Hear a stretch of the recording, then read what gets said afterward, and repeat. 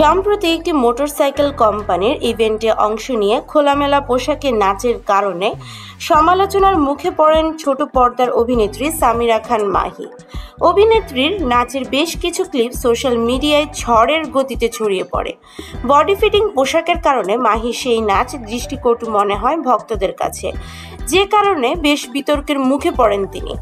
বিষয়টি নিয়ে মুখ খুলেছেন এই অভিনেত্রী। তিনি অবশ্য দায় চাপিয়েছেন যিনি ভিডিওটি প্রকাশ করেছেন তার উপরে। মাহি মনে করেন তাকে ইচ্ছাকৃতভাবে এবং উদ্দেশ্যপ্রণোদিতভাবে হেয় করতেই এই নাচের ভিডিও ছড়িয়ে দেওয়া হয়েছে। এ বিষয়ে সামিরা খান মাহি বলেন, আমি ইভেন্টে অংশ নিয়ে 1 ঘন্টার মতো পারফর্ম করি। পুরো নাচের মধ্যে অনেকগুলো মুদ্রা ছিল, কিন্তু সেখান থেকে কিছু অংশ নিয়ে সেটা জুম করে কেউ পাবলিশ করেছে, যেটা দেখতেও খুব বাজে লেগেছে। এমনটা করা মোটেও উচিত না।